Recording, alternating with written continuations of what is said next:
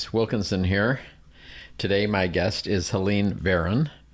Where do I know Helene from? Well, I crashed her after party at a movie premiere last weekend, and she was kind enough to let me come to her house. So that's another story. We won't get into that. But anyway, I was at her house and I thought, wow, this lady is super interesting. So I have to get her on my podcast. She's agreed, and here she is. Say hello. Hey, everybody. Glad to have you. Thanks for coming over. Thank you so much, Wilkinson. We started to talk for a few minutes in the living room, which I normally do with somebody before we do the podcast. And we were into it like 4 minutes, and I thought, nah, we're good.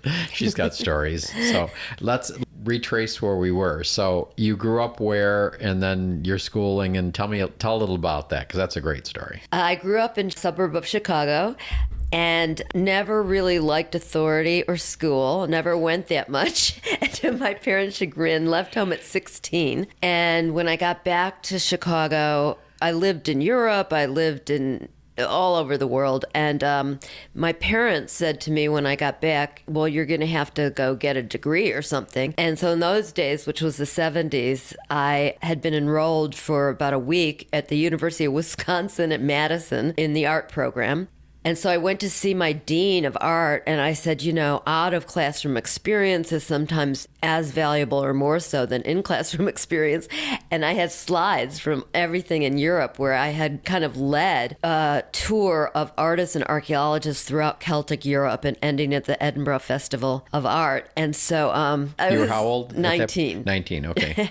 And, all these very well-known artists at the time were on it. And I was so young at the time. So anyway, the dean said, I've always thought someone would walk in and ask for a degree, and here you are. He said, I don't have a problem with it, but you got to get this credit and that credit and this credit. So I went around the campus the whole day, and at the end of the day, I went back to my dean, and I said, everybody gave me credit except for art history. That's the one 3 credits that he wouldn't give me. And he says, I'll just give it to you anyway. And it was so funny at that time because Madison actually didn't have a BFA. They had a BS in art, which is basically what I got. And you said that was appropriate. Very appropriate. Because you BS'd your way into it. Totally. I've never heard a story like that. I can't believe he just gave you a degree. Yeah. Well, it was the time. I don't think it would happen again. It was the 70s. And you did that in a day. Yeah. I went, yeah. Well, that has to be and the I shortest. And I didn't pay any money. My parents didn't pay any money or anything. The cheapest and shortest college career. Yeah, but I probably have more education than the people that were there for 4 years. Well, you had real stuff. Yeah, exactly. So you're in Wisconsin. Did you stay there? No, after I lived in Europe when I was college age, I came back and I moved to New York and worked for, at that time, Dennis Oppenheim, who's a well-known earth artist who's passed away. And my friends actually in Europe got me the job with Dennis. And so I moved in with him. I was very young, again, moved into a Soho place at 54 Franklin Street and became his assistant. And then what? Okay, so that was how, I've always been in the art world. So let me think about this. I think I never went back then. I stayed in New York for the rest of the time until I moved to Palm Springs right during COVID on Mother's Day 2020. So let's talk about your New York experience, because I'm sure you have stories. Well, I was friends with Andy Warhol. He did my portrait, so I would hang out at Studio 54. And I was just talking to one of my girlfriends back in New York yesterday, and we were talking about how we were selling shoes at Henry Bendel's on 57th Street, because I wanted to be a shoe designer. And Jerry Miller, a famous shoe dog, as they call him, said to me, I got to learn about fit. So I was like selling shoes on 57th Street. Like my clientele was Yoko Ono, Jackie Kennedy. It was kind of crazy in those days. But anyway, so we would go to Studio 54 at like about 11 or 12 midnight, and then we would dance the night away, and then we would show up at work and then go home and sleep from 6 o'clock to like 12 o'clock. Oh, brother. So that was really fun. So you went from dancing straight into work? Yeah. Did you change clothes, or were you dressed that would work either way? Yeah. Or didn't you care? Yeah. I think we would take little dresses, or we would go, there was a group of us, so we would always, have stuff at the other person's house, whoever was nearby, Right. So do you have any crazy Studio 54 stories? Well, I mean, like New Year's Eve was always great with what's her name, coming down from the ceiling, singing Last Dance. It was just, I mean, it was such great times. And I still have from those days, like VIP drink tickets. And actually, the funniest thing is that Steve Rubell was my gynecologist's brother, Don Rubell. So, and he's a big, Mira and Don Rubell are big art collectors. They have a museum down in Miami. So where did you meet Andy Warhol? Actually, my ex-husband and him showed at the same galleries in Europe, Bruno Bischofberger, Hans Meyer, Daniel Templon. So the dealers arranged a trade. A trade of what? Paintings, like my ex-husband's painting for Andy's paintings. My ex-husband's painting actually is really cool because it's done with diamond dust. Mine is just the classical, white background, red lips, black hair. Right. So is that an original painting you have, or did you get a copy of it? No, that's the original. Wow. Yeah. It's quite striking. Yes, it's the first thing you see when you walk in your place. It's very cool because I got it reframed when I moved out here, and it had been living in New York for 40 years. And so when they took off the old frame, the dust somehow got, some of the ink, I guess, adhered to the back of the glass. So I call it my ghost image because it's actually, you can see. Did I show you that? Oh, you couldn't see it at night. That's in your room, yes. But we couldn't see it because it was at night. Yeah, so I'm probably the only one in the world that has a ghost image of the Warhol, from the kind of ink that adhered to the glass, and it's hanging over my bed. And the other interesting thing about that is that Andy came up from Carnegie Mellon with Philip Pearlstein and Dorothy Pearlstein. And Philip is still with us. He's 98, working, standing up live for models every day. So Philip is a dear friend of mine, as was his wife, who passed away, Dorothy, another artist. And the three of them were friends. You can look them up, Philip and Andy, and you'll see these great photographs of them in college. And so I'm the only one, I think, that has my portrait by both Andy and Philip, because they're so different. Like, Philip is a realist and very, and Andy, it's all artifice, and I have like about an inch of pancake makeup on me, And so I had more lines at birth than I do in that painting, actually. So they put that on you for the painting to model for? Yeah, they try to flat, he wants it really flat, the way that you, so I have no lines. I have, he was very specific about, how I had to, it was very hot in the summer and I had to take the straps down of my tank top, so he just was very specific about how he wanted me to look. Wouldn't let me smile. No smiles. Now, is that painting, I know he did a series of women. Is that part of that, or is it No, I mean, he also did, he did a lot of, actually at the Warhol Museum, I asked the director, what do you do if you don't know the name of the woman? Because he did a lot of people that weren't celebrities, just like that was his, kind of how he made money, doing these rich people.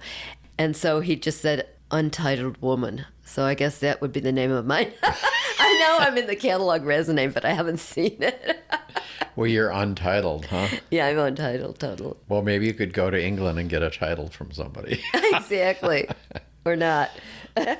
Well, they call me Queen Helene now that the Queen died, so. Oh, really? I'm her replacement. Okay, that sounds good. What else did you do in New York?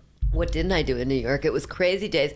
Those were the really fun days when, like, Madonna was singing live at the Mud Club. And, of course, Patti Smith was around. And it was just like, I didn't know any different, but it was just the people you would meet and the places you would go. And I would have these parties because I lived in this big 4,000 square foot loft in Mercer Street in Soho. And there would be people that would crash the parties because there were so many people.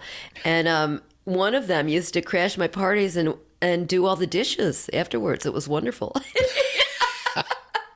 So you let that person in. They're okay. Oh, if sure. They'll clean up. It was crazy times. Like, I was working at the time as a shoe designer, and I would come home on the subway, which was then, Soho was a scary place. It was still, a lot of factories. And the whole place smelled like rice and beans. And one time I'm coming back from the Double R, they called it the Double R at the time, the train, walking a block to my house on the cobblestones. And out of a window is a man gets thrown out and like bounces on the cobblestone and dies in front of me. It was like, what? Really, it was like the Wild West. And we had, if you looked up in the sky, like the cable lines, like the wires, like going from building to building across the street. I mean, it was insane. It was so insane. But so much fun. I mean, it doesn't exist anymore like that kind of. It was like kind of before AIDS. Just a really, really creative time for everybody. Fiorucci. I mean, it was fun. It was so much fun. If you're involved in all this creative stuff, obviously you know a lot of gay men. Right? Yes. Oh my God. So how did AIDS affect you? Best friends. Well, hugely. I mean, I was going to funerals as I'm sure you were, like every week. I wasn't gay at that point. I was straight. Oh, right. But you didn't have friends that were? And I was up in the Northwest at that time. There's 4 or 5 guys I knew that died. Yeah. But. Oh, God. It was just everybody. I mean, my lawyer, my very best soulmate and friend that was an Italian artist, Luciano Bartolini. And I just never will forget, because in the early 80s, I remember him saying, oh, no, it's an American disease, because he was Italian. Lived in really? Florence. Yeah. And I was the only woman that was allowed to go into the gay club Tabasco in Florence as an honorary member, even into the dark room. What? So I always say I'm a gay man in a woman's body, because all my friends have always been gay, and I just, yeah. So talk a little more about the AIDS thing, though. How did that affect you? Well, it's just I had so many great friends that died, and New York, it's like creativity and gay go together, and in the art world especially, and, it was just it was devastating. It was a huge, not only AIDS, but I also have to say, as a woman, I've had many friends in their 40s and 50s die of breast cancer. So the combination of women dying of breast cancer and AIDS has really affected my life a lot. I mean, I've had 3 best friends that have died. I mean, best friends. Wow. Yeah. Ugh. All right, well, moving on to a different topic. Yeah. No, that's sad. That's when the fun stopped. Right. So you designed shoes. Yes. How'd you get into that? So I moved from Minneapolis. I was working in public television, and so I was looking for a TV job. And my first friend in New York, I knew was dating a guy from Minneapolis.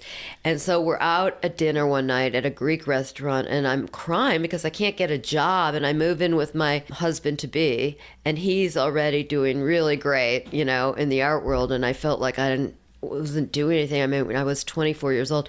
And so anyway, I was crying and saying, I can't get a job. And she said, she was working at Footwear News at the time, which is the trade publication. And she said, be a shoe designer. There's no American shoe designers. So I said, okay. And so the next day I enrolled in Parsons in shoe design and shoe pattern making. And I realized very quickly why there wasn't any American shoe designers, because they're not made here. So, and in those days it was before, computers and everything. So it was telexes and everything. So I would travel 8 months a year to such glamorous places like Taichung and eat literally dogs in China. You'd pick out your dog. The factory owners that was their gift to you, really, to show that you were respected. I mean, it was so crazy. We were designing shoes in what's now called Croatia, but it was then Yugoslavia, during war. It was crazy. I made shoes in a lot of countries around the world, including Portugal and Greece and Russia a little bit, and China, of course, and oh my God, Taiwan and Italy, of course, France, Morocco, a lot of countries. So what was your favorite country that you were dealing with shoes, the making of, creating? Well, Italy, because of course they would come, the farmers, with little truffles that they would find and put it right there on your pasta, and it was the food was so amazing there. Wow. I mean, Taiwan was horrible because the food was so awful in those days. Now I hear people go there on vacation. I can't even fathom, because seriously, when I went there, you would look at this river and it would be dead dogs going down a bunch of it was so polluted. You'd have to wear masks from all the factories. It was gross, yeah. And you wrote books. Well, what happened is that I'm really just a completely frustrated shoe designer, because, they don't really nurture you in America. They didn't at the time. It was all you're supposed to knock off the European designers. So you would go to Europe with these shoe dogs, as we call them. And, it's just awful because I'm a very original designer and I wasn't like supported in that at all. And my mentor was a woman named Beth Levine, who's actually Christian Louboutin and Manolo Blahnik steal her ideas. She's the greatest shoe designer of all times, but you didn't know she was a woman because, again, her husband's name, who ran the factory, Herbert Levine, was on the label. Seriously? So what I do is write books about mid-century women shoe designers who you don't know because men's names were on the label. So I wrote another book about Arsho Baghsarian, who's still alive, lives on the Upper West Side of Manhattan. And, she designed shoes for Christian Dior and Stewart Whites. But I mean, it's all women, but nobody knows that. It's like a secret story. How were you able to research all that? Well, as I said, Beth Levine was like my mentor, so I knew her. So, I would, the Metropolitan Museum has, 100 plus pair of her shoes. I started collecting. I have 220 pair. I started doing museum shows, which toured around the world. And so I've done the most amount of research on Beth Levine, which is how I wrote the book. And, she did shoes she actually won a bunch of Coty Awards. She invented boots for haute couture. And she did boots and I have the patterns she did Nancy Sinatra's white boots and Cher's over-the-knee boots, and she did, I have I should show you sometime. You would love it. It's when she won the Coty Award. They did a film with, what was her name? Peggy Moffitt, who modeled for Rudy Gernreich. And it's just an incredible piece of 1967 filmmaking. So somewhere in all this busyness, you got married and you have a son, correct? Oh, yeah. I did the writing thing later in life. Okay. Yeah, so I got married in the late 70s. So actually that's how the Andy Warhol connection, because he traded with my ex-husband.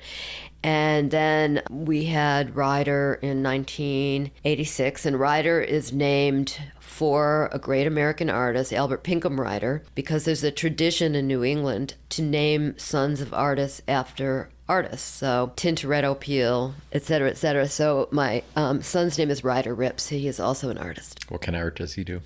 He does digital art, and he's kind of well known for that. And he does a lot of different kinds of art. It's always somewhat controversial. He's working on a project now he's been working on for a while to uncover kind of the alt-right Nazi underbelly of the internet. So he's been working on that. And there's so many great stories about Ryder, because instead of reading books when he was little, we would look at pictures, and I would take him to art museums. And so we spent a summer in Cortona, where my brother had a house at the time in Italy, and they don't air condition their churches. They didn't then. And so Ryder was 10 at the time, and he's wearing overalls, and he has a bandana in his pocket, and we're looking at that incredible Fra Angelico painting of the Annunciation. And Ryder is 10, and he takes out the bandana from his pocket and wipes his brow, and he says, "Great art always makes me sweat." At 10 years old. At 10 years old. So, yeah, he's always been very quotable and funny. Wow. And you're going to have lunch with him today, you said. Yes, he lives in Acton, California now, and so he's in Palm Springs. His friend Petra Courtwright had an opening last night at the museum, which I heartily, hope that all of you will go see it. It's really a fantastic show. I'll have to put that on my schedule. What kind of art is that? It's digital. Is again. it? Yeah. So does your son do NFTs, or is it? He did. What does he do? He's kind of, as you know, the whole crypto world and NFT world has collapsed completely. And he says, it's bullshit, the whole thing anyway. He kind of. Oh, really? Yeah. So I shouldn't try to go that direction with my photography? No. I don't think so. Good pointer. Okay. So what brought you to Palm Springs? So my son was living in LA, and this is really funny. I'd come out for Thanksgiving in 2019, the end of 2019, and we went to visit his friend who's a collector who lives in Palm Springs, Jim Budman. And he said to us, "What are you guys doing this weekend?" And we had no plans, so he handed us the key to go to Palm Springs to his house. And when I got there, it was so bizarre because I had always had, you know, those Kleenex boxes that they sell at PSP of the modernist houses. Well, I always had one. I don't know why. I think someone gave it to me once. And in New York, it was my Kleenex box where we were staying, which was so bizarre. So the house matched your Kleenex box. Yeah. Wow. Yeah. So then... It's a sign. It was a sign. And then the only place I had ever heard of was the Royal Hawaiian, because in 1961, Donald Wexler had a bunch of work here, but they wouldn't sell to Jews. And so he wanted to move his mother and her friends here. So he built the Royal Hawaiian for Jews 55 and older, for his mother and her friends. So it's the only place I'd ever heard of. So I said to somebody, is there anything available? This is during the Thanksgiving, at the Royal Hawaiian. And they said, I don't know, go look and see. And there was a sign, and I walked in with a real estate agent with my son, and we bought it within 10 minutes on WhatsApp because the guys that owned it live in Holland. So wow. It was probably the fastest real estate transaction ever. And you got a great condo. Thank you. Because I visited there. Well, thank you so much. It's pretty spectacular. Thank you. Yeah, I think you scored on that one. Yeah. Well, you know, I mean, you're in here, we're doing the interview, and you were in New York, and you knew Andy Warhol and all. So you got to give me a good Andy story of some sort before we move on here. Okay, there's plenty, but my favorite one is I don't know if it's still there, but there was a restaurant on 44th Street called Un Deux Trois, 1, 2, 3, and they had paper tablecloths on the table with crayons. And anyway, so you would draw on the table and everything like that. And oh my God, so, I know where you're going with this. Oh my God. No, you don't. Not a valuable No, tablecloth? no. Okay. All right. No. I won't interrupt. Not like that. All right. It's all right. much better. So we were with, I was with Andy, and his agent was Fred Hughes, you know, who took care of all his business. Right. And who was hysterical. And Tony Shifrazi, the dealer. And anyway, we were all at Un Deux Trois and drawing on the tablecloth and getting drunk and everything. And Fred, who was extremely drunk, took out of his pants his penis and put it on the table. And the waiter says, who was French, Monsieur, please put your cock away. So that was very memorable. But, I guess so. Andy was very shy about everything. He would always sit in the corner. You know? Well, if you all doodled on the tablecloth, I still wish I had that tablecloth. I wish I did too, yeah. Well, I told you that other story about Andy, is that when I went to, in 1980 or something, I went to an auction at Sotheby's in the afternoon, and I had $200 to spend. And I wanted this Joseph Beuys suit. And of course, it went for $300, which, you know, now is worth like $20 million or something. It cost me more to frame my poster of the suit than it did to buy it. But anyway, I ended up with 4 Warhol watercolors of shoes, because I was a shoe designer. And he used to paint shoes for I. Miller, the store. So anyway, I had these. I went home to my loft on Mercer Street.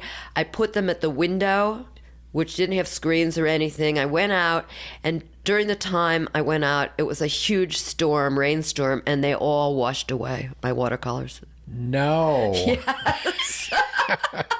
No. That's so sad. But I have my portrait, so I can't complain. Wow. All right. Those are 2 good ones. Thanks for sharing that. So what's on your horizon? So what you up to? I'm very big procrastinator, but I have been writing a book. You know how they say, well, you probably don't know how they say, but but you have children. But if you play music like Mozart or Beethoven to your baby in utero, that it makes them better at math or something. Like they always have all these. Oh, really? Yeah, I don't know why. But anyway, I believe that if you expose your child to visual things from the time they're born, that you can actually also teach, you know, we're also visually illiterate, but, you know, you can, I'm trying hard to put it into words, but basically you can teach people how to see. And the name of the book is How, and then the number 2, and then the letter C.